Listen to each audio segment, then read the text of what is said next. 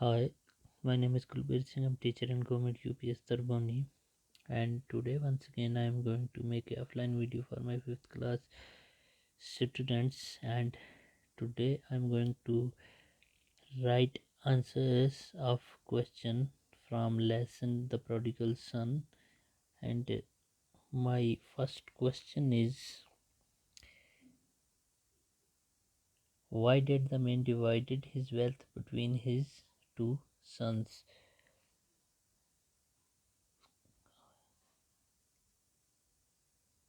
वो जो आदमी था उसने अपनी जो प्रॉपर्टी थी वो उसको क्यों डिवाइड किया दो लड़कों में। इसका आंसर है he divided his wealth between the two sons because his younger son demanded on early division of property. उसने इसलिए डिवाइड किया अपनी प्रॉपर्टी को दो लड़कों में, अपने दो बच्चों में, क्योंकि उसका जो यंगर जो सन था उसने डिमांड की कि हमारी प्रॉपर्टी जो है उसको डिवाइड कर दो।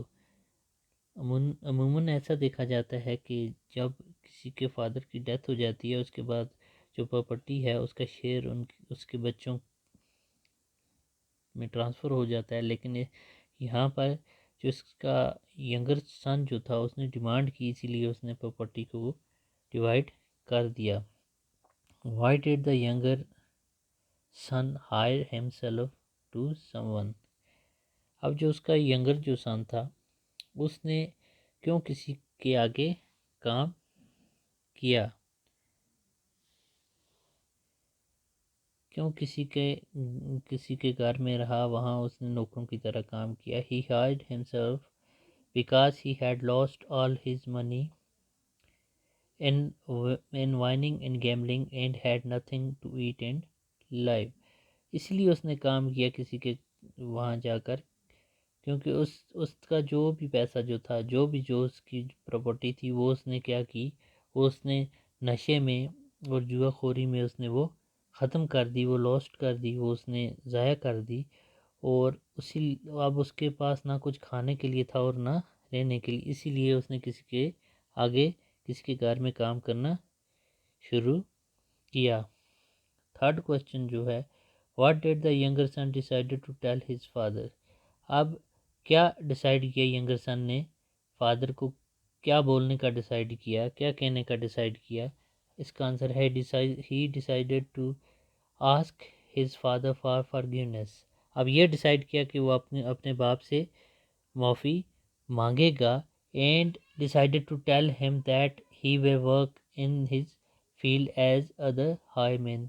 अब उसने ये डिसाइड किया कि वो अपने बाप से कहेगा कि वो इसको भी अपने जो उसके जो नौकर जो हैं उनकी तरह वो काम पर रखे, वो भी उसके फील्ड में काम करना चाहता है। वही इसने डिसाइड किया कि अपने बाप को वो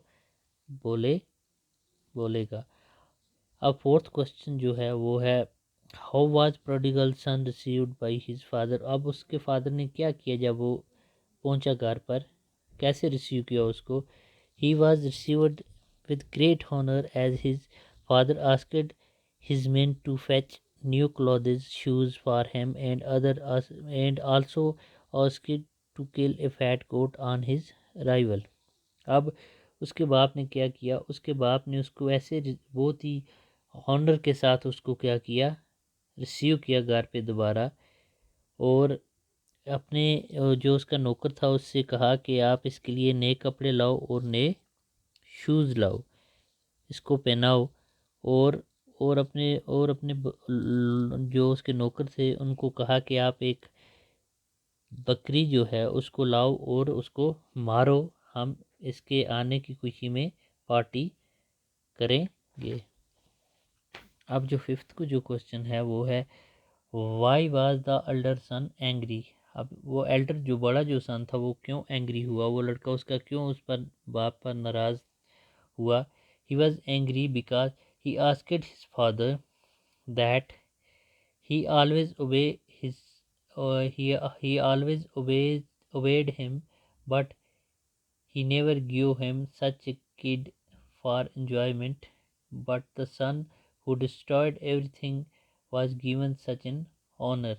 अब वो इसीलिए नाराज़ था कि उसने अपने बाप से ये कहा कि मैंने हमेशा आपका कहना माना, आपका हुक्म माना, और आपने कभी भी मेरे साथ इतनी अच्छी तरह आप पेश नहीं आए। आप मैंने मेरे लिए मुझे एक छोटा सा बच्चा भी नहीं दिया, लेकिन जो आपका जो लड़का जिसने आपकी सारी प्रॉपर्टी ख़त्म कर दी, तबाह कर दी, आप उसके घर आने पर क्या कर रहे हो? खुशियाँ मना रहे हो, आप उसको इज़्ज़त से नवाज रहे हो। अब सिक्स्थ क्वेश्चन जो है, why was the family bound to make marry. अब उसकी फैमिली में क्यों खुशियाँ हैं? They were bound to make married on his arrival on the arrival of younger son at home. अब वो इसीलिए खुशियाँ मना रहे हैं क्योंकि उसका जो छोटा जो लड़का था वो घर वापस आ गया। आज की इस वीडियो में इतना ही। कल हम इसके जो नेक्स्ट जो क्वेश्चन वगैरह हैं वो लिखेंगे। आज के लिए इतना ही। Thank you.